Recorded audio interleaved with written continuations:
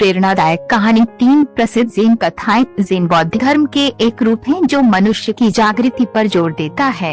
इसे जीवन का सही अर्थ खोजने की कोशिश की एक विधि के रूप में प्रयोग किया जाता है।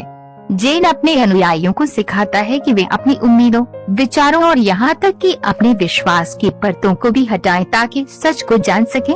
और आज मैं आपके साथ ऐसी ही कुछ रोचक ज़ेन कथाएं शेयर कर रहा हूँ जो सत्य को जाने समझने में आपकी मदद करेंगी। एक चोरी की सजा। जब ज़ेन मास्टर बनके इन्हें ध्यान करना सिखाने का कैंप लगाया तो पूरे जापान से कई बच्चे उनसे सीखने आए। कैंप के दौरान ही एक दिन किसी छात्र को चोरी करते हुए पकड़ लिया गया। बनके एक को ये बात बताई गई। बाकी छात्रों ने अनुरोध किया कि चोरी की सजा के रूप में इस छात्र को कैंप से निकाल दिया जाए, पर बनके ने इस पर ध्यान नहीं दिया और उसे और बच्चों के साथ पढ़ने दिया। कुछ दिनों बाद फिर ऐसा ही हुआ। वही छात्र दोबारा चोरी करते हुए पकड़ा गया। एक बार फिर उसे बनके एक के सामने ले जाया गया, पर सभी की उम्मीदों के विरुद्ध इस बार भी उन्होंने छात्र को कोई सजा नहीं सुनाई।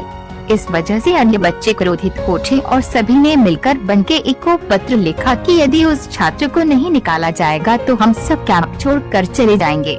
बनके ने पत्र पढ़ा और तुरंत ही सभी छात्रों को इकट्ठा होने के लिए कहा। आप सभी बुद्धिमान हैं। बनके ने बोलना शुरू किया। आप जानते हैं कि क्या सही है और क्या गलत। यदि आप कहीं और पढ़ने जाना चाहते हैं तो जा सकते हैं, पर ये बेचारा ये भी नहीं जानता कि क्या सही है और क्या गलत। यदि इसे मैं नहीं पढ़ाऊंगा तो और कौन पढ़ाएगा। आप सभी चले भी जाएं तो भी मैं इससे यहाँ पढ़ाऊंगा। यह सुनकर चोरी करने वाला छात्र फूट फूट कर रोने लगा। अब उसके अंदर से चोरी करने की इच्छा हमेशा के लिए जा चुकी थी। 1 कप चाय। नानिन एक जापानी ज़ेन मास्टर थे। एक बार एक प्रोफेसर उनसे ज़ेन के बारे में कुछ पूछने आए, पर पूछने से ज्यादा वो खुद इस बारे में बताने में मग्न हो गए।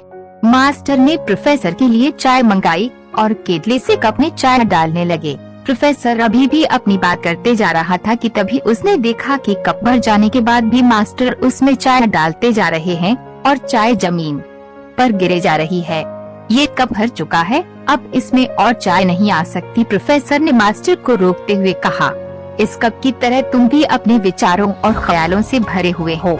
भला जब तक तुम अपना कप खाली नहीं करते मैं तुम्हें ज़ेन कैसे दिखा सकता हूँ। मास्टर ने उत्तर दिया। 2 भिक्षुक शाम के वक्त 2 बौद्ध भिक्षुक आश्रम को लौट रहे थे। अभी अभी बारिश हुई थी और सड़क पर जगह जगह पानी लगा हुआ था। चलते चलते उन्होंने देखा कि एक खूबसूरत नवयुवती सड़क पार करने की कोशिश कर रही है, पर पानी अधिक होने की वजह से ऐसा नहीं कर पा रही है। दोनों में से बड़ा बौद्ध भिक्षुक युवती के पास गया और उसे उठाकर सड़क की दूसरी ओर ले आया। इसके बाद वो अपने साथी के साथ आश्रम को चल दिया। शाम को छोटा बौद्ध भिक्षुक बड़े वाले के पास पहुंचा और बोला, भाई, भिक्षुक होने के नाते हम किसी औरत को नहीं छू सकते। हाँ, बड़े ने उत्तर दिया। फूला सतोक। तब छोटे ने पुनः पूछा, लेकिन आपने तो उस नवयुवती को अपनी गोद में उठाया था। यह सुन बड़ा बौद्ध भिक्षुक मुस्कुराते हुए बोला, मैंने तो उसे सड़क की दूसरी ओर छोड़ दिया था, पर तुम अभी भी उसे उठाए